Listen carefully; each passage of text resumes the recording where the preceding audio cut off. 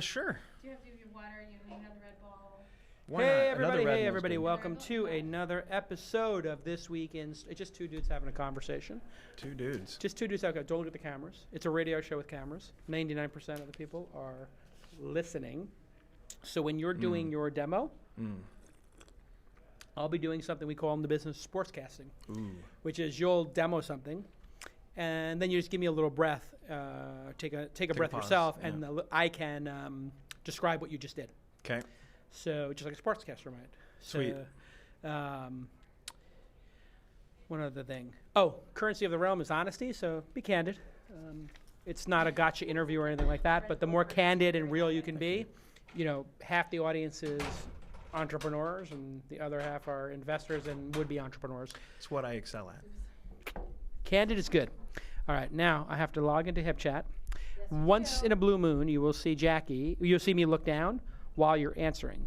That's because I just typed in hipster.com and it went to AOL.com. Oh, no way. Why does hipster go to AOL? They own that domain. Oh, incredible. Don't look at me. That sounds crazy. All right, HipChat. I used to be a huge user of HipChat, and I knew one of the founders back when they were in a garage. I Garrett. love it. I prefer it, actually. I preferred it too. It's just, Slack is so over... Hyped. No, I just think it's like the product is distracting in terms of the amount of colors and features, and it just feels like HipChat is a little more utilitarian. So are you really holding out for an IRC client?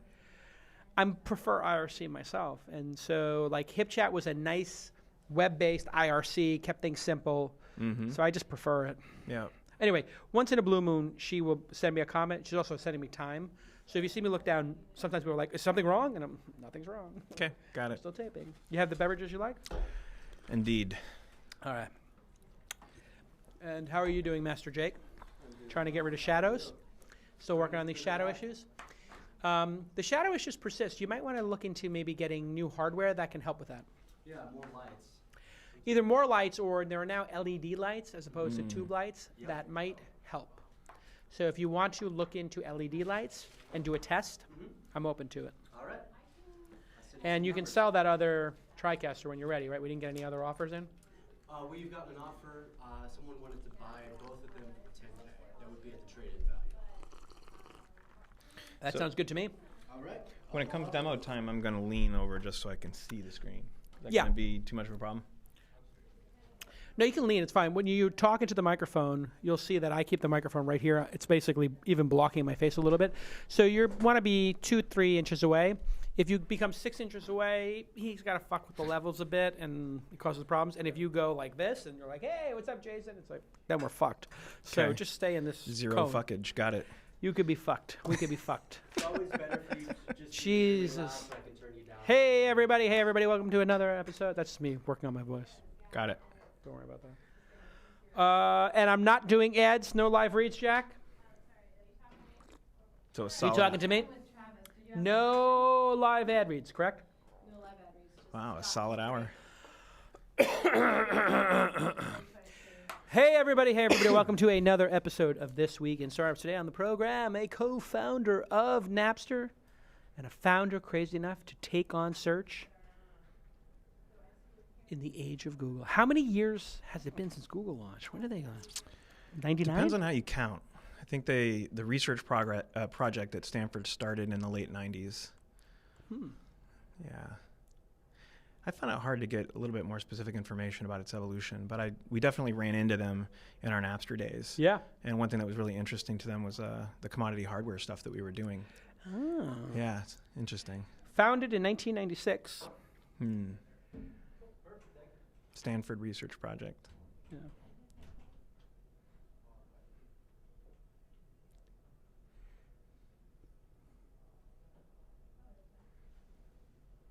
Financing was 98. So right around the same time.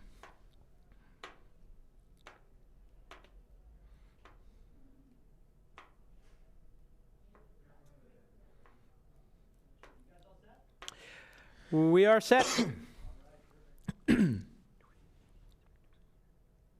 now 20 years, right? 97 to 97.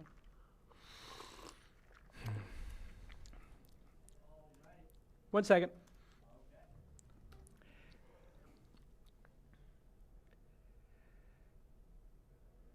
Yes.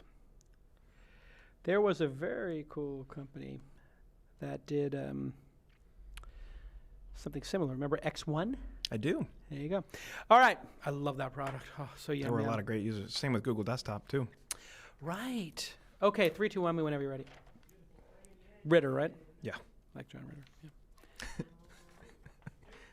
Hey, everybody. Welcome to This Week in Startups. This is a show where we talk to entrepreneurs about the new products and services they are creating to make money, push the human species forward, solve problems. There's a lot of different theories people have of what makes a startup successful. There is the school of thought that when you're an angel investor, like I am, that you're betting on the founder.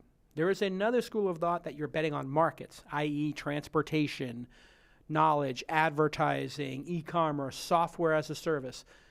All of these different theories are all, I find, plagued with different cognitive biases that people have. People look back and say, why did Google succeed? Oh, it was because they had a better algorithm. Some people say it's because they had founders who had parents who were immigrants. There's a lot of different theories that float around. One thing is for sure, that if your product either delights users, like ice cream, or solves a huge problem for them, like a rat trap, either of these two will work. I believe that you can put almost any startup into those two buckets. Is it delightful as ice cream, or does it kill the rats who are running around your house? Both of these are urgent.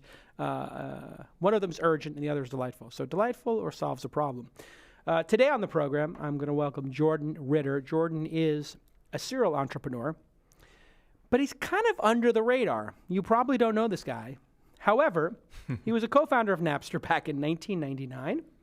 He also was the CTO and an investor in Zivity, my friend Cyan Bannister's company. So he's been around for a long time, and he's got a new product called Atlas, which is doing, and we're going to see it today, in a way, meta search, or how would you describe what Atlas is doing, and why did you create it?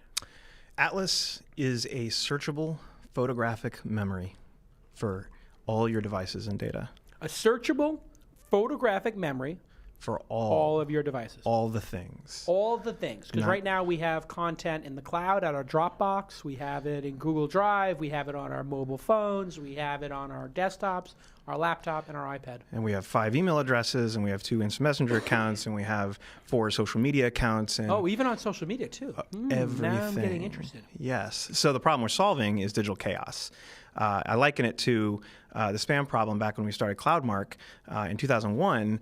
Everybody had a spam problem, but not everybody yet recognized it. And I think in this day and age, the proliferation of devices, apps, and services, I have 4 devices. I have an iMac, I have a Windows desktop, I have a Mac laptop, I have an Android phone, and I also have 3 different file sharing services, and I've got 5 different email accounts, and a bunch of different web services, and I have apps that don't even have APIs that store their data in the cloud. When I try to remember something, I think in my brain, well, contextually and episodically, it was, all right, I'm trying to find that thing that I sent Jason. I can't remember if it was a week ago or a month ago. I can't remember how I sent it to him. Was it a text? Was it a Skype message? Was it a LinkedIn message? Facebook message? But I just want to say, hey, let me search my searchable photographic memory for something related to Atlas that I sent Jason I have this problem all the time. I think everybody does. And the reason I have it all the time is because I'm constantly gambling with people and making bets.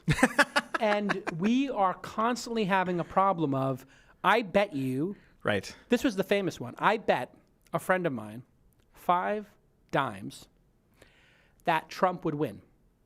When Trump was down in the polls significantly.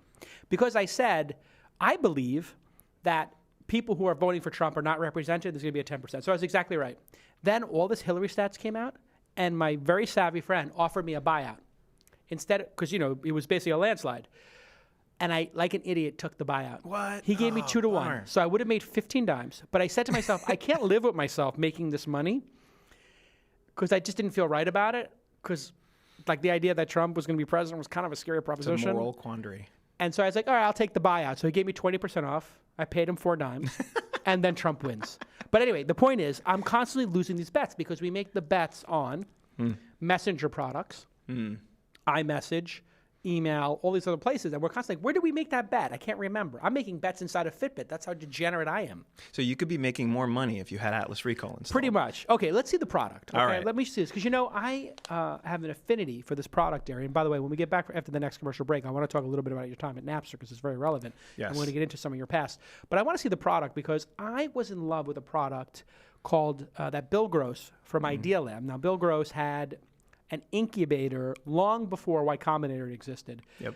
And he raised over $1 billion for it. It was called Idea Lab. He's still doing it.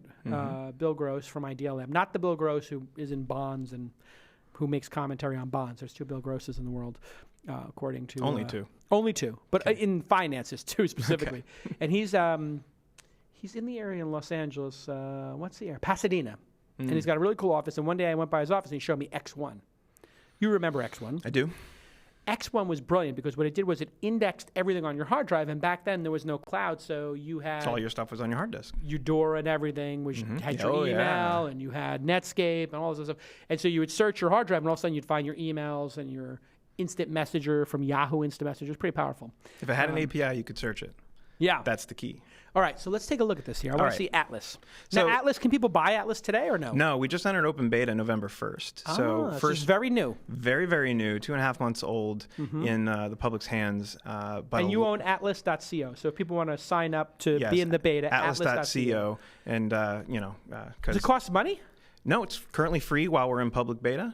And part of that is because we're still developing the features and still extending this thing. And awesome. It's great to have people on that platform while we do that. So here we go. If you're listening, I'm going to sportscast it for you. I'll describe what's happening on the screen. But Jordan right now is looking at his desktop, and he's about to demo it. And I'm about to walk into an interview. Yeah. And because I'm a ruthless prioritizer, I have about 2 minutes from my last thread of context to go jump into this meeting. And I know, and it's a true story, I know I'm about to interview a security engineer, but for the life of me, I cannot remember this person's name. Oh. So I'm racking my brain, and I'm thinking, all right, well, where would I normally start? Well, one place I might look is, as I was trying to hunt down some security engineers, I might run a Google search, right? Sure. So security engineer, run that search, and right alongside this searching the public web on Google, I see my Atlas results along the side that are most relevant in context to the phrase security engineer. So one of the things that we do is we bring this searchable photographic memory wherever it is that you're searching. Okay. So I got now 1 minute and 40 seconds left, and I need to go fast, and I remember his face. So here's There's interesting. His face. So you did a Google search for security engineer. That's right. And on the right, where normally there would be worthless ads. Worthless. We see a blue box, which I'm guessing you're doing by a toolbar. Yes, by a plugin. You have a little plugin, a little toolbar, depending on the platform you're using, Safari or Chrome browsers. And it has little preview windows of a Chrome window. And I also see... What is that, a Word doc? So that's a Google Doc. Google Doc. That's a PDF. That's the LinkedIn profile. LinkedIn profile. So I'm going to start with that. Like, okay, well, that's the thing that I'm interested in. So I click on that, and right off the bat, I can see, yes, that was the guy that I was looking for. Now, remember, I'm about to run in this meeting. It's not just that. I'm trying to rehydrate the context. Like, there's meeting notes, there's a calendar request, there's stuff that was taken at the same time. And I know, because human memory is contextual and episodic, I know I had all that stuff open at the same time at one point.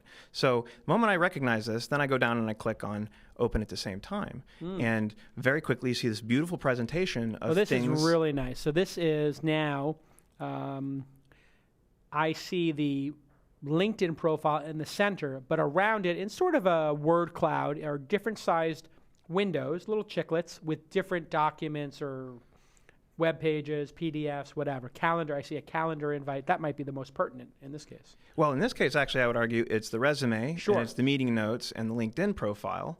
But other things I can do is say, well, where are all the web pages? Because that's a dimension of the way I remember things sometimes. Oh, it was a web page. I don't remember where it was, but it was a web page. Or maybe it was an email message, and you'll note there's some Gmail in there, which is technically also a web page, but the system knows those are emails. Wow. So there's some mail.app, and there's some Gmail windows. So very quickly, because now I'm down to a minute. I got 60 seconds left. Yep. I better hurry. I'm going to multi-select that one, the LinkedIn profile, the Google Doc, and the PDF. Which And by multi-select, he means he's just holding a shift key or something, or Yep. clicking 3 or 4 of the windows. And now, what do you do with these? Email them to yourself? I'm Or going to click open. Oh, open. Perfect. And right there, immediately, You the got PDF that I looked at on my oh my desktop gosh, so brilliant. and the Google Doc and the LinkedIn profile all open up immediately and get me right back to where I left off. You hired this guy? Did you hire this guy, Robert Mooney? Still working on it. Still working on it. He works with us. Well, by the way, there's about 30 people who are now putting offers in for him because they think, hey, listen, if he's good enough for you. He's got a great profile photo, too. I will say Robert Mooney, he's an attractive man. He's an attractive man. Too bad that doesn't count for doing a good job, but Yes. yeah, fair enough. All right, so yeah. So what did we just do? We just searched across a number of different silos. And like back in the day when Yeah. there were fewer silos, there were products like X1, Google Desktop, could search your inbox, could search the file system. But there isn't a product on the planet today that searches all the web pages, all the documents, and all the Google Docs in a contextual way, the way your memory works, and allows you to get back to those things like that. That product does not actually exist When you today. did these web pages, was it doing a Google search or was it doing my history from my Chrome browser? So Atlas is an app you install, Yeah. and it's run in the background, and it's watching everything that you do Got it. with strong security and privacy. Right, because that's what we're going to get to here. That's what we're is, going to get hey, to very quickly. Now you're looking at my history. You're indexing everything in my history. I index Unless I everything. do incognito. That's correct. Right. So let's get to it. Yeah. Obviously, All right, no, actually, you know what? Here's what we're going to do. tell me. I am very concerned about you tracking and having all this data. So my big question when we get back from commercial break is, what if this gets compromised? What if people get the entire history of everything I've ever done on my desktop? What will happen? And how are you protecting me from losing this entire history Wonderful question. and this entire search history when we get back on This Week in Startups? That's a cliffhanger. It's a cliffhanger right there. well played. In the control room, they're just like, I want to know the answer to that. So everything looks fine. Okay, this Samsung monitor, just so you know, I don't know how you're running it. No, it's just a little blurry. So what happens is whenever you're doing HDMI out, thank you for that. Well, you don't have his screen up right now. You have me up. But his screen was the fonts were blurry. When fonts are blurry on a screen like this, a television, it's because it's HDMI coming in as RGB, not HDMI coming in as a computer screen. Gotcha. It doesn't actually matter to me because nobody's seeing this, but I was just concerned that you were getting an uncrisp version. You had a crisp version of his demo. Perfect. So then don't worry about it. Okay. And it's not important. It's just something to be aware of because you're going from his machine into the TriCaster, from the TriCaster to here. Yes. When you have it go into here, it's taking the TriCaster HDMI out and playing it on HDMI, right? It's going from SDI to HDMI. Right. So that just creates all kinds of effects. It's converting things like that. It's conversion errors. So what's happening is it's just a bridge too far to convert. The HDMI going in there is doing it crystal clear because it's probably recognizing when you plug in an HDMI, it recognizes the Apple and the TriCaster is made to recognize that. But when you're going out, it's not knowing what it's projecting on, and so it has no idea. It just thinks it's a video signal. Right. So it's just sending a dumb video signal, not a sophisticated non-RGB signal, whatever that is. Okay, great. Let's continue. You bet. All right, let's go. 3, 2, 1. And thank you. Thank you for those cough drops. That was a good save. You heard me coughing, and don't worry about it. 2 will get me through. And that throat coat tea. Delightful. You're doing a great job. 3, 2, 1, when you're ready. Hey, everybody. Welcome back to This Week in Startups. You can follow our podcast at TWI Startups on Twitter or Instagram. And you can type This Week in Startups into Facebook. You can follow me at Jason. And come to the Launch Festival as our guest. Go to launchfestival.com/tickets. If you are a founder, we give the first 10,000 tickets away to the Launch Festival to founders. And after that, you got to pay. That's how it works. And the Launch Festival is coming up the first week in April. It's going to be awesome. So my guest today is Jordan Ritter. He is JPR5 on the Twitter, but he doesn't really tweet, so you're not going to get much there. I Facebook a lot. and he's the co-founder of CloudMark, and was a co-founder of Napster as well. And when we left our hero, he had demoed the incredibly slick Atlas. I was very impressed. Actually, it's gorgeous. Thank you. And when you were showing that app on the desktop, was that a desktop app or was it a browser window? It was a combination of those two. Ah. Right. So when I see that beautiful cloud of... That's the app. That's the app. So That's it's a right. desktop app that runs... With a mobile app, too. Got it. But that And a runs plugin. independent of my Chrome browser. Correct. So if Chrome crashes or whatever... It works. It's running there. So like a dedicated app. Yep. Which is a lot more expensive to do, but it makes it much more responsive. I don't think you can solve the problem that we're solving without a piece of software installed on each of the devices. Okay, so here's my big question that I had for you. So we'll do it technically first, which is my search index, in other words, all the words and the index that makes this work, in the cloud on your server, or is it on my desktop? It's in the cloud. It's in the cloud. So then the next question becomes, hey, how are you protecting this? Is it encrypted?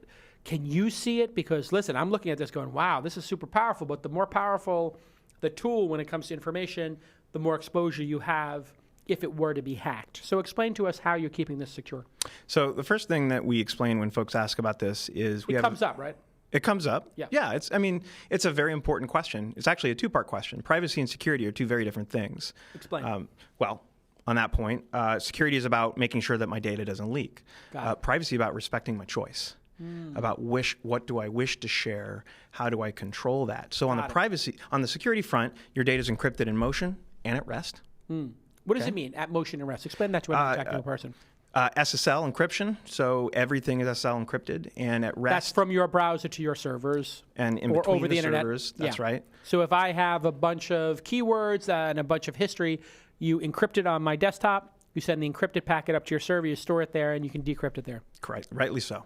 So anybody like the NSA or AT&T and the NSA together, Who has already been doing this for years. in partnership, Yes. who are listening to everything on the internet, Yep. they cannot, if they do hear my packets going to the Atlas server, all they hear is an encrypted group. That's right. Impossible to break that encryption. Highly improbable Improbable in that it would take years. with current technology. Correct. But in 10 years, when CPUs are faster, key sizes will need to grow at the same time.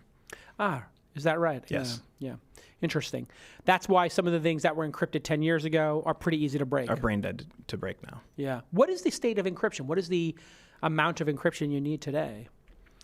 The standard. There's been a lot of cool advances in elliptic curve cryptography. There's been a lot of advances in breaking cryptography with rainbow dictionary attacks. What's a rainbow dictionary attack? Can you explain it, or is it too complicated? I think it's probably too complicated. Okay. But simplistically, you can pre-compute certain aspects of different algorithms and then splay the results together as in a version of a dictionary attack. Got it. Interesting. And detect keys, basically. Wow. So, but all that said, it was funny. SSH as one protocol that we've been using for so long. I remember it started with RSA keys and moved to DSA keys, and then it was a couple years ago, I think, that they stopped using DSA keys and went back to RSA and have some other algorithms now, some elliptic curve oriented algorithms. But I just keep picking the max size keys. Yeah. Because why not? Okay, so now at rest, you said that. So we got the all your movement, data, but what about at rest? All your data is encrypted. Our current approach is using a company-owned key. And we have very, very strict, strong operational procedures in place around who can administer the systems that has access to that stuff. Because this is a key thing inside of a company. We had Facebook engineers stalking their exes. We had Google engineers looking at people's Gmail boxes. This stuff has all come out. Yeah. And this has been a long time ago. I love that you brought that up because I think it segues really well into, I think, the more important question, which is around privacy. Yeah. Which is, if you're a user of cloud services, if you use Gmail, which is mining your email to show you ads, if you use Facebook and other social media, which is mining your posts to show you ads and knows an incredible amount of information about you, you have this problem. And you're probably not troubled as long as you have the strong security and privacy controls that we have in place. If you are a very technically oriented person, a very privacy oriented person, you use Tor, you use PGP almost exclusively, things like that. awesome, more power to you, but you're better off living off the grid entirely, and this isn't the product for you. Yeah. But for everyone else who uses cloud services every day and more and more cloud services every day, you are suffering from digital chaos, and this is a solution for you. So we have very strong security in place, and we'll have end-to-end encryption. It's on the roadmap, but as we enter open beta, it's a company key. Soon it will be user keys. On the privacy front, we have a very strong privacy promise. You own all your data. Perfect. You want to go away? You want it to go away? You want your account to go away? You delete it? It's gone. It does never come. It Not never like comes the back. Facebook and Google shenanigans where they're Right. like, yeah, no, we keep it for a certain number of months to make the product better, and they just That's it right. takes the EU, and the European Union I'm talking about, to Right. like literally The, put any the kind of steely-toed boot constraints. of the government, which Yeah. I have been through once before. Yes, you have some experience with this. It is fascinating. I'm of the opinion now with security. I tell people, number one, assume your security is compromised, and write every text message like it's a New York Times headline, and write every email as if it's a blog post on your personal blog, because It's real. the Russians have your email. That's my The belief. Russians, everybody. Chinese, the Russians, It's and a couple of kids in Boise, Idaho. Every as kid part is of a their nation state on the internet. Every kid is Yeah. a nation state on the internet. Everybody's got it. But my point is, I Yeah. think there are practical things that you can do, and if you're a thief, you don't knock on the strongest door. You knock on the weakest door. Yeah. So there are just by being an Two-factor informed. authentication is just such a great deadbolt, isn't it? It's a great start. There Yeah. are actual problems with it Tell that me. no one's talking about. Tell me. The mobile phone channel can be compromised. People Sure. can intercept the messages. They can Yep. impersonate your IDs, your EMEI. They Yeah. can take over local cell towers. They Sure. can receive your text messages Yeah. and use those to authenticate. But it's a great step forward where it is You would today need the from what it was password before. to the account, and you'd have to compromise two things. You just need to compromise the email address. Say, I forgot my password. Yeah. And compromise the cell tower and true. receive the text message, and then change Correct. the password, take over the account. So getting back to your question, like, oh my gosh, this thing knows all my stuff.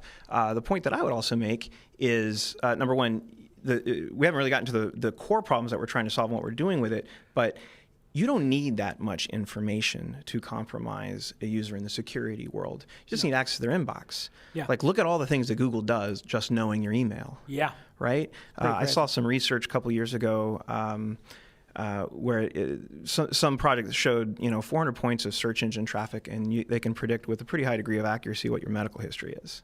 It's remarkable and fascinating and somewhat terrifying, and it's also part of our everyday life because that's what advertisers use to market Yeah. products to us. I have a brute force attack for this, which is I created a Chrome. I'm not kidding. I'm going to release it soon. I created a Chrome extension that visits 1,000 random pages a day from Google News and does 500 random keyword searches from the dictionary. Just the top 1,000 words in the dictionary. We just repeat it over and over again. So I just What's that flood attack for? It's just to flood the system with With misinformation. noise? With noise. So nobody can tell what I'm actually searching for because I flooded it so much. And do you care that much? No, I Yeah. made the story up. But I do. No, I did. I knew somebody who said they signed up for every service as a Japanese 15-year-old girl with their VPN from Japan. Yep. And I was like, what's life as What do they show a you? Japanese teenager? And it's like, oh, I just get Hello Kitty and all kinds of stuff. And I was like, that's a pretty fascinating way to do it. I also think you're going to get useless. picked up for being a pedophile now. Oh, yeah. Be careful. Like, Different social norms there. wow. I was like, maybe you want to be an 18-year-old Japanese girl. But it was kind of interesting. Like, is there any way we're ever going to get any privacy, do you think? I mean, it's kind of I know we're taking a little tangent here, but the tangents are kind of the best part of the show. Yeah, yeah. I mean, we now have Alexa in the home. Yeah. It's being subpoenaed to see if it heard anything. We found out that OnStar technology has been compromised and used a half dozen times a year to listen in on drug dealers. Obviously, you need to have a subpoena to do that, but it is possible. And if the government can subpoena it, the hackers can take it. Yep. I mean, Well, and the hackers aren't going to tell you they took it. no, That's the no track difference. record. Yeah. So do you think this is a major issue? I take a far more optimistic point of view. Yeah, tell me. So Atlas Recall, solving the digital chaos problem, whether or not it's got an API, it works different from everything else. It drops into the operating system itself. That's how we're able to see everything, even the things that don't use files, even the things that don't have search APIs. We can see and search it all. It's a huge problem. That's a great solution, right? That spans all the silos.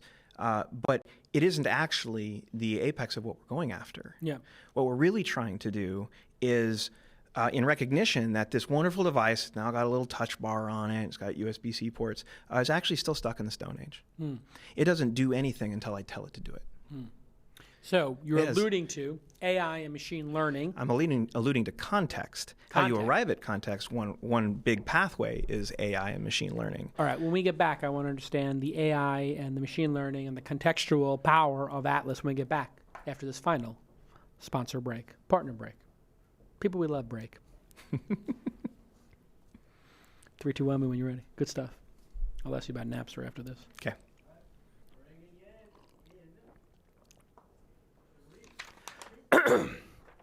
Hey, everybody. Welcome back to This Week in Startups. I'm your host, Jason Calacanis. My guest today, Jordan Ritter, guy you probably haven't heard of, but he was the co-founder of Napster. He's an investor who became the CTO of Zivity. My friend Cyan Bannister has been on This Week in Startups many times. He was a co-founder of CloudMark. That did really well, right? Still going strong. Still going. Is that a public 120 company? people? Nope. It's in that really uncanny valley of being a profitable business. Yeah, tweener. Yeah, it's a tweener. It's a Printing lifelong money. tweener. What do? You pay a dividend, and you guys just take a nice, juicy dividend every year? Not quite yet. Oh, okay. Yeah. A But lot doing of great. those. It's profitable. You know what's interesting about those tweener companies, and what we're talking about here is companies that make millions of dollars a year, or low tens of millions. They haven't been able to go public for a long time. VCs sometimes, if they haven't broken out, they're like, well, I'm going to try to find a more wild, more speculative bet that could become an Uber or Google or Facebook. But now with these new, with the stock market opening up a bit and some of this new Title III, there might be an opportunity to actually take a company public with $10, $20, $30 million in revenue again. Have you been hearing about this? I've been watching it happen and been wondering what the shift was due to. Yeah. I'm not sure. Is it a regulatory thing, why it's opening up? Is it just the market's appetite? Well, there's a regulatory thing with the SEC has now done the Jobs Act, and, there's Title III in there where consumers can buy shares now directly. Right. And it's called like a mini IPO or a private IPO. I'm not fully versed on it, but Seed Invest, Republic, and a couple of other people are specializing in this. And I think it's going to become something because I think you can raise $30 or $40 million in it. And you can let civilians, not what civilians is what we call non-accredited investors, which is a very interesting designation for non-high net worth. Yeah, I mean, we live in a very patriarchal society where people can go gamble in Vegas. But they can't gamble on major seed investments, or IPO investments. Which is kind of interesting because your chances of ever coming out ahead in Vegas are very low. The chances of coming out better with startups would be better, much better. Agree. So anyway, Completely. Putting that aside for a second, and we're going to get into your Napster experience because, boy, is that relevant 20 years later. Let's talk a little bit about the context. You talked about your dumb machine. The Mac has gotten, the MacBook, what a disaster. It's like, did you buy a new MacBook? Nope. No? It's just like, isn't it Not disaster? buying a new iPhone either. And I am a fanboy. I love their tech. I love their products. There's so much engineering excellence when you think about the vertical integration that business has achieved. And up until the last, let's be realistic, 5 years, they've been ahead of the pack on so many different fronts. Right. But this last release, I made a major investment in headphones, and I made major investments in every effing type of dongle possible. And as an entrepreneur, I have to adapt to everyone else. So sometimes there's HDMI, sometimes there's VGA, sometimes there's this, sometimes there's that.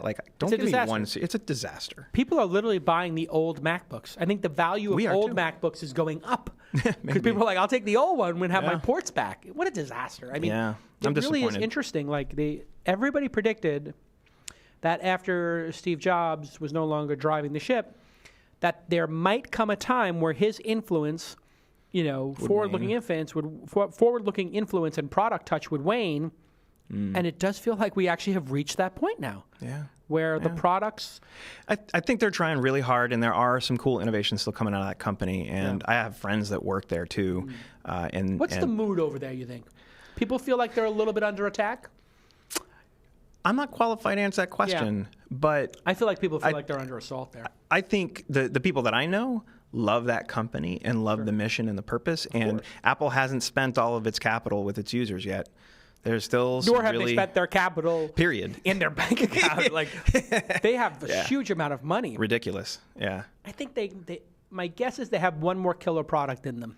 I hope so. I think it's going to be these augmented glasses that Robert Scoble keeps talking about. Like, I think they're going to hope do it- these the augmented mixed- glasses that are going to be a hit, and they'll print one more session of money, and then after that, I'm not so certain. Yeah, I'm not too hot on the. I the did have an driving car amazing thing. moment earlier today. I was in the hot springs. I went to this place in Calistoga. They have these Indian hot springs, and I was in the hot springs with my daughter, and I remembered that the iPhone 7 is waterproof. So I was like, okay, I can use my phone, and I can do a couple of emails while she's swimming around. I did a check on a couple of things, and then I was like, wait a second. If it's waterproof, I can take video underwater. And I used to have one of those iPhone cases to take underwater video, and we used to do it back in Los Angeles, and she loved it. So I took the phone, I started taking underwater videos over, and I was like, you know what? This is a killer product. Why are they not doing billboards with people swimming underwater taking videos of themselves? It's a lot of fun to take your... Maybe they're pushing the limit on it. Maybe The it's... iPhone 7 underwater is fun. Yeah. It is a lot of fun to take videos underwater. Yeah. So let's get back to context. So, yeah. right. So Atlas Recall, digital searchable photographic memory. But our true mission is to ring in the age of contextual intelligence. And I think Google inside of its silos, and Apple inside of its silos, and Microsoft inside of its silos, and even some of the smaller app ecosystems, Evernote in its silo, I love Evernote. Dropbox, and they have their signal, but they are missing a complete picture of me. Because you're not on the operating system level. I don't know, as one of those silos, that I was just in my email, and then which was about Atlas, and then I went and looked at the Atlas website, and then I sent you a message with the website link, and then I went back to my email and forwarded it to another friend. I just did a little loop. I crossed a bunch of silos all at Apple once. knows, you'd think. No. They don't even know. No. If I'm using some third-party app or third-party service, Sure. they could, but user expectations for each of these, these well-defined businesses, these well-evolved businesses have already been set. Yeah. Right? Google's have been set, Apple's have been set, Microsoft have been set, and it is really hard to change those cultural anchors and expectations with their consumer audience. It's risk to the business, and especially when you're a public company, you have to be very careful of those How risks. many of these silos are you currently indexing? Like, you have to, each app has to be... Our latest, Yeah. whether or not it's got a search API, if you see it, we can index it. Our current count... if you see it, we can index. So if it's displayed on your screen, That's right. you have that text. We have that text.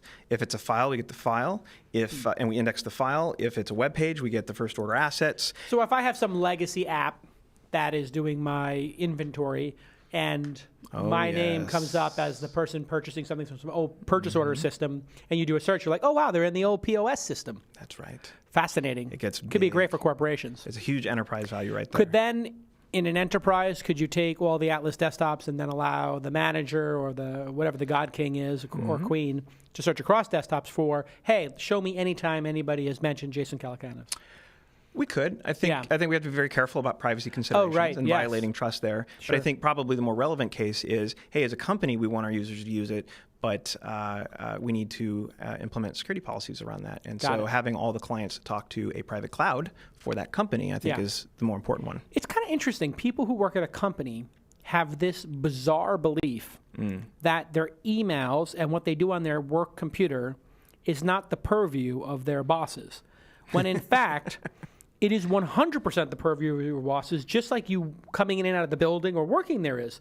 And I am constantly flabbergasted that people believe that their work email and their search history and their history at work and how many hours are on Facebook is not known by their managers. It's known 100% of the time, I think. It's known, and certainly it's legal. But I do think societal norms are changing, especially around the millennial generation. Yeah. And even me, my behaviors have shifted where my life is fluid. I move between all of my devices fluidly. I move between personal and professional contexts fluidly. And in some cases, what I'm doing qualifies as both. So I think the world is evolving and adapting, and expectations are shifting around that. And whether or not the law needs to catch up with that or not is a different conversation. See, I think what should happen is, I think what a lot of, anybody who's savvy is basically understands my phone, if it's my phone, not my company's phone. Yeah, if I want to check Facebook on my phone or Instagram or Snapchat, my boss may or may not know about that, especially if I'm not on the corporate Wi-Fi.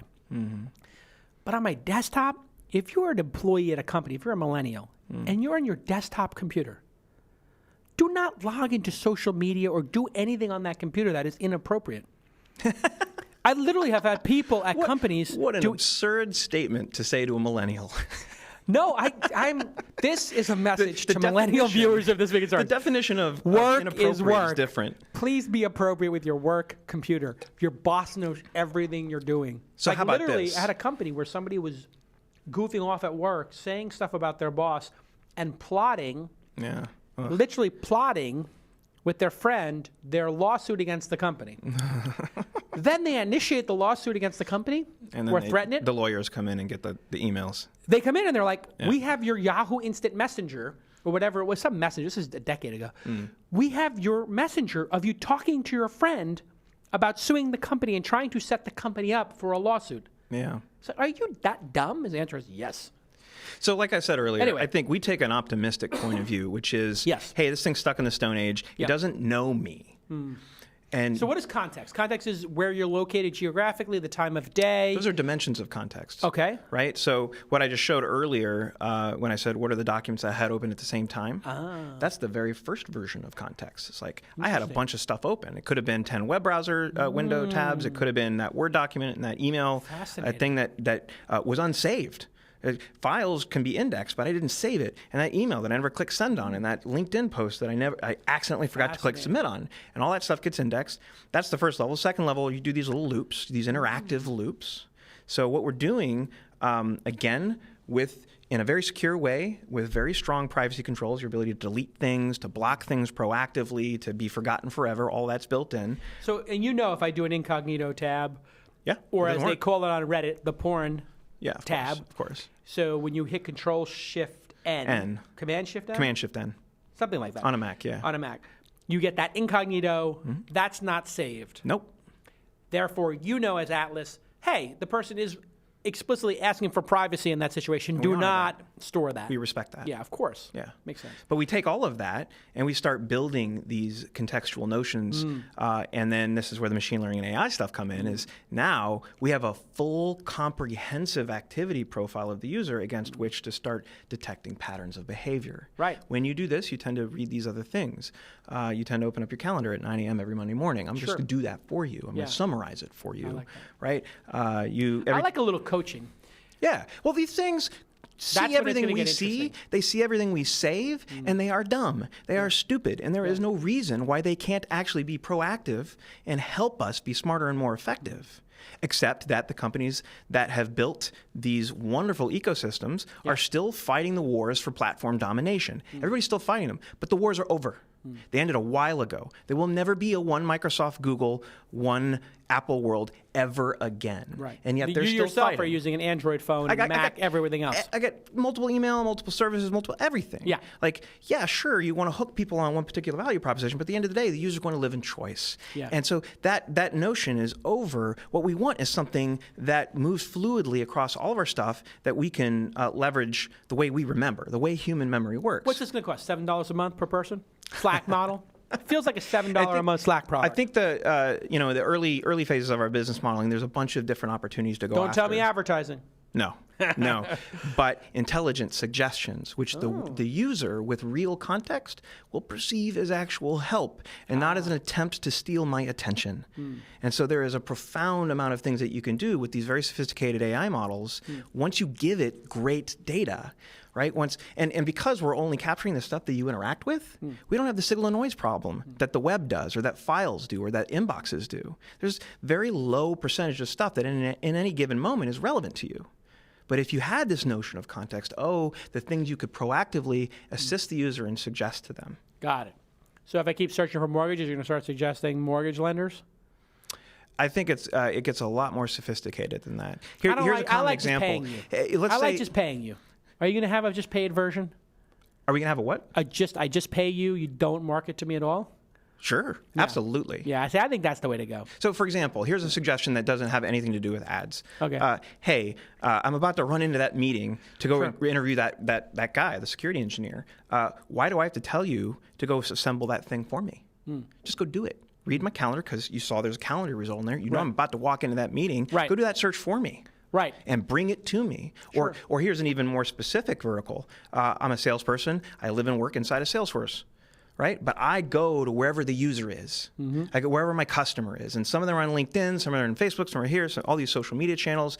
Salesforce doesn't know about anything that happens outside of that ecosystem. But if I had this product installed and I had a little connector installed and all of my communication with all my customers got imported and assembled in one place, profound. You could be like, oh, by the way, this person updated their LinkedIn. Oh, by the way, this person in your sales database, the intelligence just that comes from tweeted this. to Twitter or That's right. whatever. Right. I kind of like that kind of stuff. One thing I was thinking would be interesting is if you, since you're recording everything anyway or tracking everything in some way to make the search index, could you play back last Thursday? If I said, I know last Thursday. Absolutely. This is one of the use cases that Travis uses. As he's a getting things done. Who's guy. Travis? Our VP of marketing. Oh, that's the guy who's here. Who's huddled in a corner. VP of marketing. Travis is panicking out there saying, oh my God, did he say Atlas enough? Listen, John has said Atlas about 1,800 times, okay? Travis, you can calm down back there. But he's a getting things done guy. GTD. And like at the end of every week, you're supposed to review. And so one of his use cases is a week in review because he can't remember everything. No. Right? We work at a startup. We cross so many contexts so quickly. So those people are kind of annoying, those GTD people. You're not a GTD guy, right? I'm a first principle guy. And so almost everything I do, I find patterns and formalized systems that other people have written down. Yeah. There are definitely aspects to what I do that fit that model, but I'm not a religious zealot. You like the GTD people around you. Fine people. I'm fine with the GTD people They're around efficient. me. They're optimal. I don't want to be that person. Use what works for you, and that's in fact the principle of Atlas. Is you might have a particular note-taking app you like, or an outlining tool, or a tracking thing. Use them all. The way I look at it is, GTD people are like stormtroopers. But I'm a Sith. I like to use a lightsaber. But I like having a lot of these GTD people around. So you like being special forces and the grunts in the army. Listen, it's not a dig to GTD people, but they are like a cult of stormtroopers. They just keep marching on. They have the blasters, and they're like these drones. Listen, this is a great product. When can people start playing with it, do you think? Right now. Right now they can sign up for the They can download and install the Apple for app. Mac? For Mac and for iPhone. Okay. The companion app. Killer use case there is search and share. Does Apple let you get to the core, or do you have to jailbreak the phone? This seems like something that Apple would not allow. So the two things. Apple certainly is one of the most restrictive of all the different major silos. That said, you can see them opening up with what they're doing with Siri, what they did with Sierra, and the key insight that started this whole thing was besides, different from 10, 15 years ago, hey, this thing is a supercomputer, it's always on, it's always connected, it has infinite storage, it's called the cloud, it's where the internet lives, and it's not full yet. Why doesn't it just save everything? Besides that, we have these things called accessibility interfaces. How does VoiceOver work on anything? Yeah. Because what you see can be read to you. Something, not the app, knows that's text. It's interesting that you bring that up. What I do is there is an accessibility feature on iPhones. If you turn it on, it will do text to voice if you do a double swipe down, or it might be a triple swipe down on any page. So when I'm driving, listen, I got a self-driving car, but I don't like taking my eyes off the wheel. If I have sometimes people send me a very long document, like when I do CNBC or I'm doing the podcast here. You don't have time I have to read show notes. I want to read it. I triple swipe down on the document, I keep my eyes on the road, and it plays in a computer voice. And how does that work? This Australian woman. And what's really cool about it is it pops open a little tray on the side. So this is for people who are obviously blind or have a hard time seeing and reading. So it has two little buttons. It has a jackrabbit and a tortoise. So you can speed it up or slow it down, and you can fast forward it through your email. So you're the jackrabbit guy. No, what happens is when I do CNBC, which I'm doing tomorrow morning, they'll send me in the morning 8 stories about the topics we're going to talk about, and I'll just play it through the accessibility feature while I'm walking through. Sure. It works great. Hey, listen, you were a co-founder of Napster. Yes. So that means Sean Fanning was your partner. Yes. So it was you, Sean. That's right, me and Fanning. And then John Fanning was an investor, his dad? Is that right? Uncle. His uncle. Yes. Who's still an angel investor in New York. He invested. So. And Sean Parker was involved in some way. Yeah, so Sean Parker came in roughly around the same time I did. I was on the technical side, and Parker was on I called the BD side, helping Fanning raise money. Right. Yeah. What was Sean Parker like? Well, you remember the first time you met him back then? What was he like? Still boundless energy, bouncing off walls? That's definitely a positive take. Yeah. He's incredibly intelligent, incredibly smart, capable person. Has a different set of values than I do, and frankly, a lot of us do, I think. Huh. But Unpack that. What do you mean? Unpack that. I mean, I think, in the world of the glorious world of capitalism, you can choose your values. Right. You can choose what's important and what's not important, and it doesn't make you right or wrong. It doesn't make you good or bad. But for me, in the way I build companies and the importance of culture, I have a very strong view on what my values are and what it takes to build great teams, which is with people that share my values. Got it. And so for us coming out of Woo Woo, which was an underground hacking group, where we had some very strongly well-established values, and there were a lot of Woo Woo people who were involved in the early stages of it. Yeah, it was an underground security group, the largest of its kind back in '99. Really? Yeah. Fanning was a member. I was a member. And you guys were just like what? Like you were a bunch of sysops who were sysadmins who just hung out? Well, some of us were security professionals. Some of us were IT guys and sysadmins. Some of us, did random other stuff. And you just hang out in IRC all day? It was chatting? FNet IRC. Yeah. And we just break software with that glorious, wondrous, like, how does this work? Right. Right? It wasn't necessarily for good. But It wasn't Sean's a necessarily pure for bad. capitalist, so he was just going for it. Sean was a pure capitalist, and in the very early stages of that, we're talking about Parker. Sean Parker. Yeah, no, Yeah. yes, very Sean different person. Fanning. The real Napster. Yeah.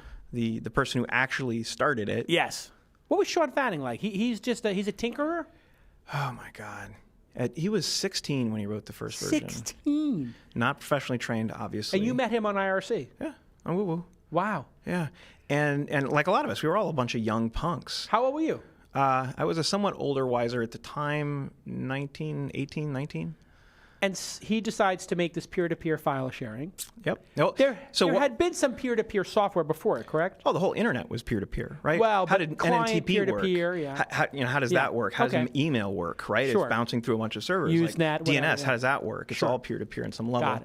Got it. We just got credit for mainstreaming it. Got it. Yeah, but we were, there's all these wonderful stories about how, these pictures we paint about being the rebellious, we're going to disrupt the hell out of the music industry. And it's this wonderful, beautiful lie. Yeah, interesting. It's not actually how it started. It started the same way most of this stuff starts, where we have a frustration. Right. And we want to solve our own problem. You wanted to share files? We wanted to share files, and we were sick of IRC and these Where's Kitties with Merck egg drop bots, and so Fanning just started writing his own thing.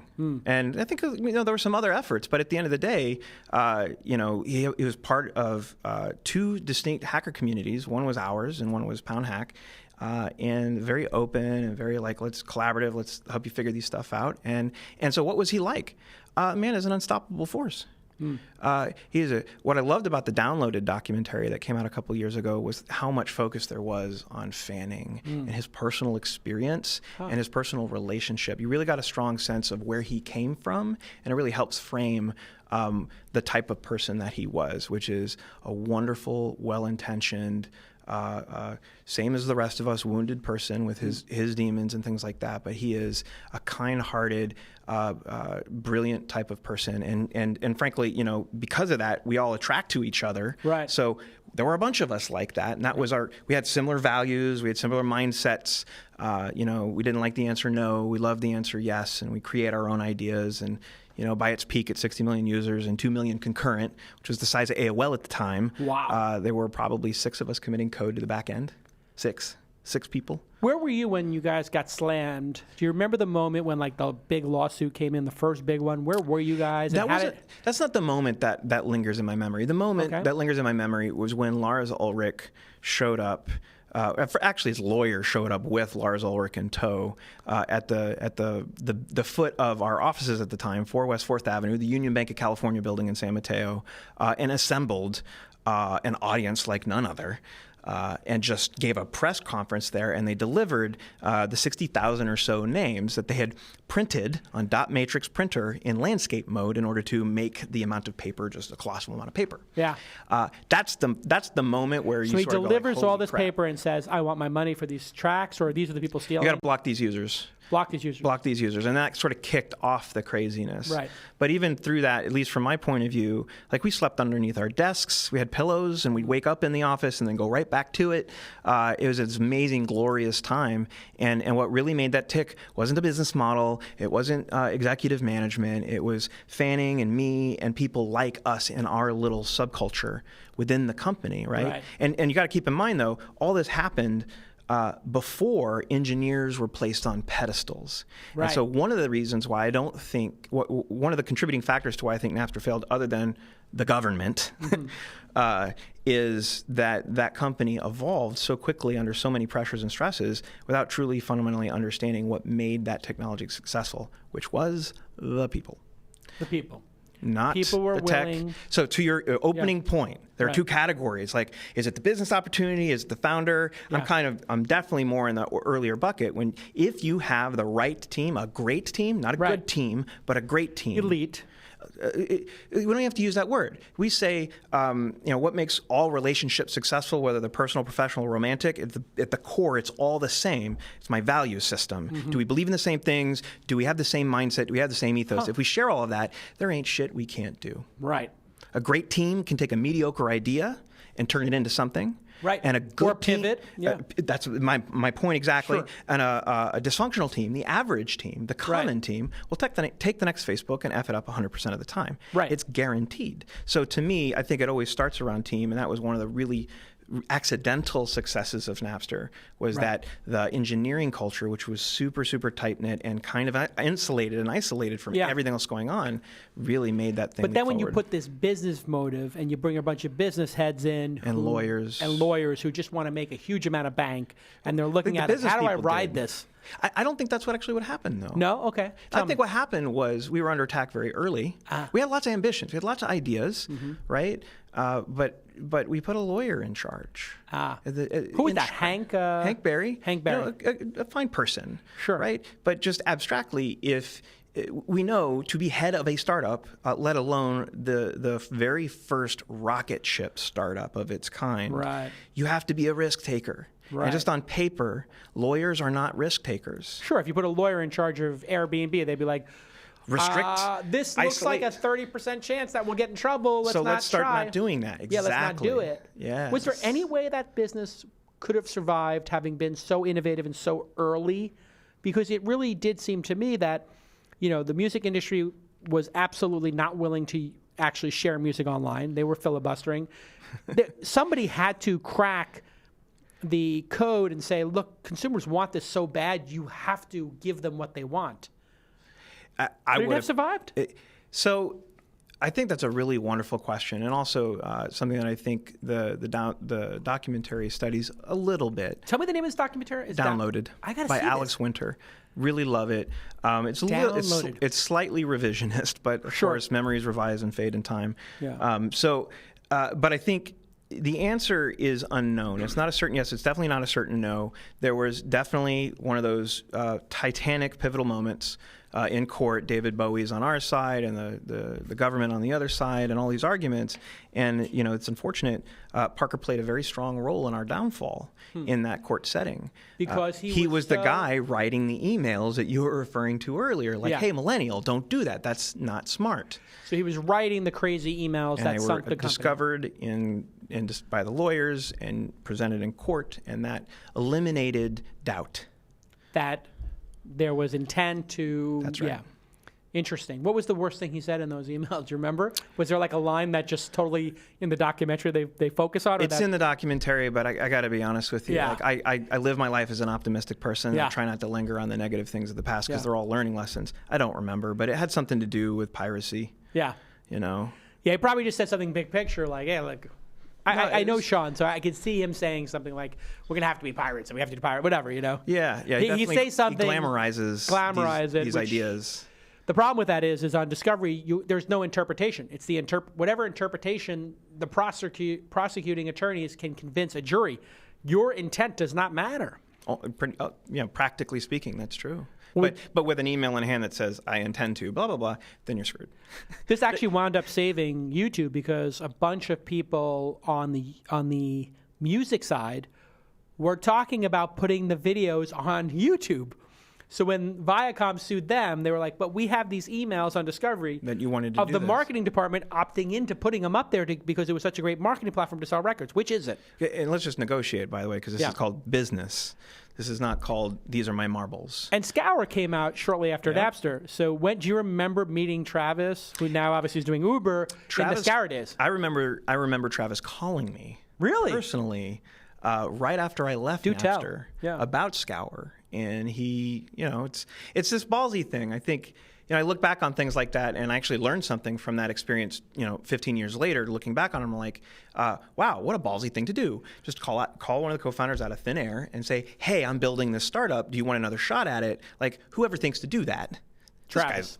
Travis was one of them, Yes. obviously. Yeah. But reasonable conversation, and I resigned the day of the Bertelsmann agreement, the day the $60 million investment was announced, and it had been a tough road. We had been stomped twice. We had brought the service back up once and then brought it back down, and it was looking grim as well. The internal culture of the company had fractured long ago, and there was the management class, and then there was the technical people who were actually making the thing successful and work every day. And there was just no full understanding there. And so it was a bad scene for me, and it was time. I was the very first originator of the whole thing to leave, right? Not counting Parker's unexplained absences and Fanning's unexplained absences. I was the first one to officially The guys leave. disappeared for periods of time? Weeks. What was that about?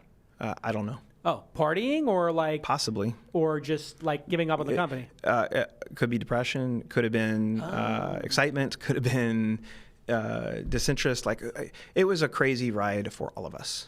It's fascinating. People Yeah. forget there's human beings at the core of all this. That's right. And when you have young people, it's very much like celebrities in Hollywood or, let's say, NBA players. Anybody who quickly gets a lot of praise and gets put up on a pedestal, lots of money gets thrown around, lots of sloshiness of the money going around, all of a sudden it becomes kind of heady for somebody who has never dealt with those issues before. Especially if you weren't raised to have a mind towards what your values were, so that you could keep your compass through the tempest. Right. You don't have the foundation. That's right. Were you a religious guy? Nope. Atheist? Spiritualist. Agnostic? Spiritualist. I'm there's no label for it, but I'm a metaphorist.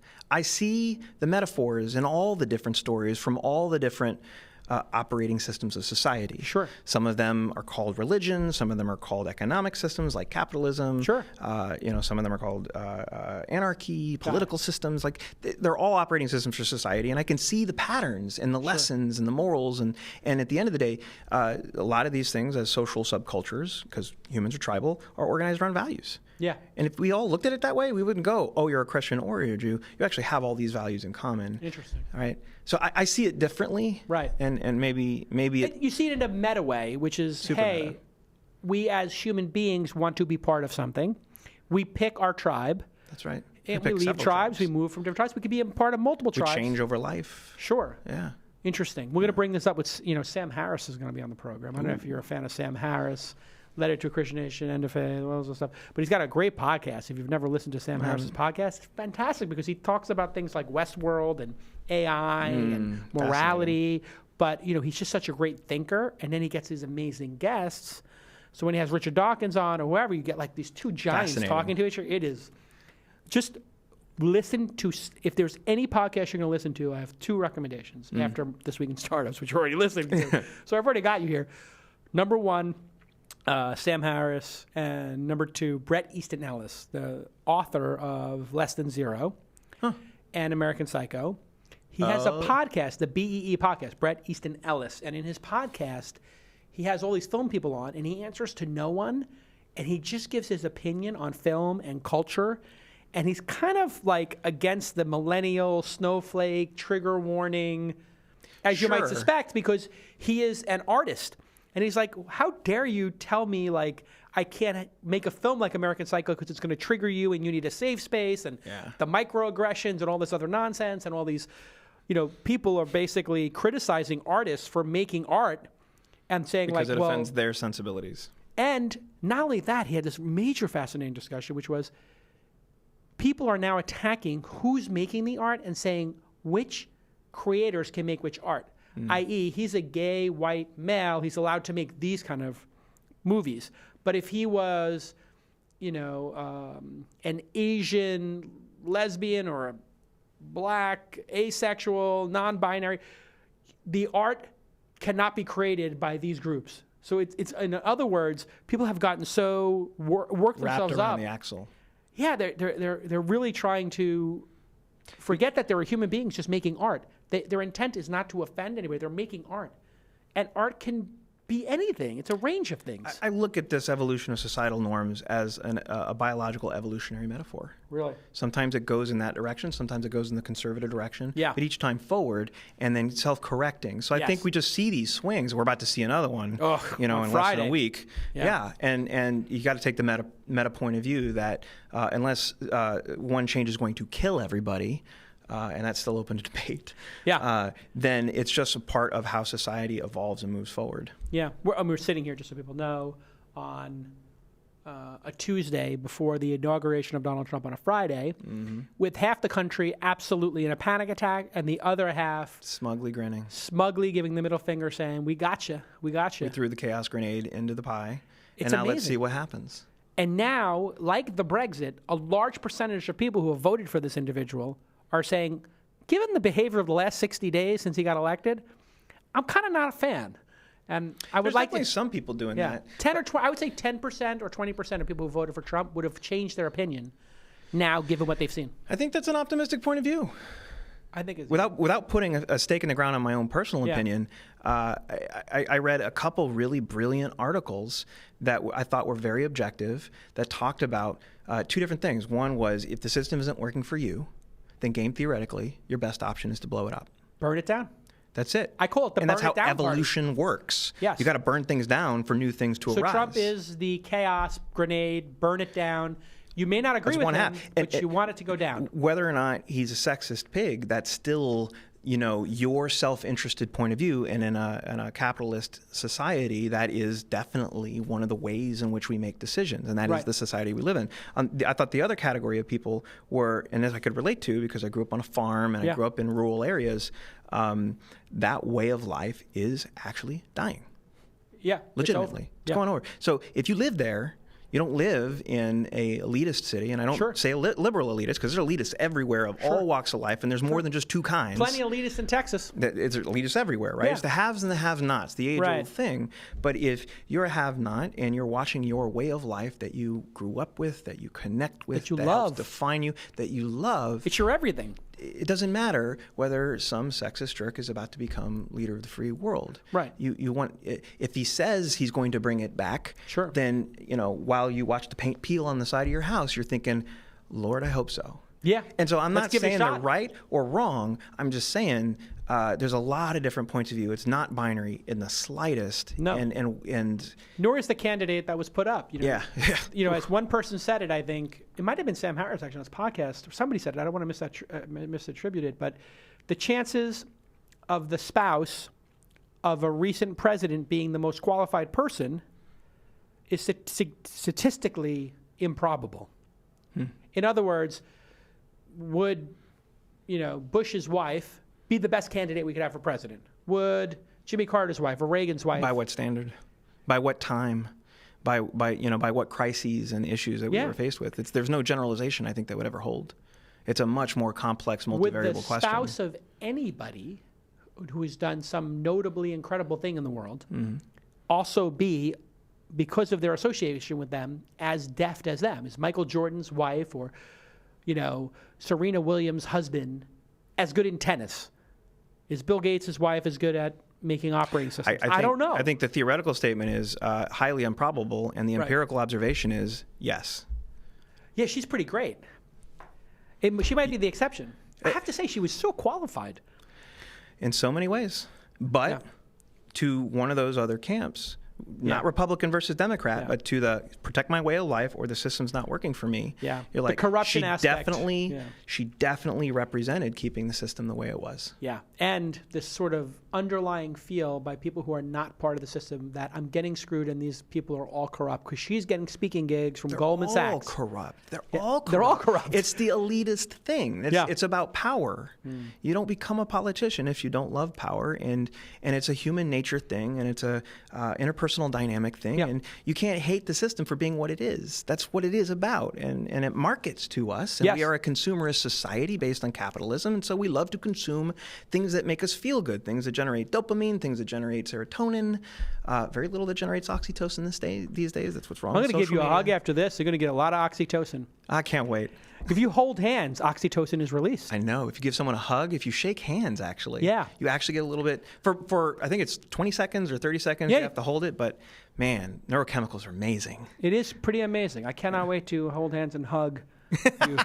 All right, Jordan Ritter is the founder of Atlas.co. Go to Atlas Informatics, Atlas.co. This is a product that I've been dying to try.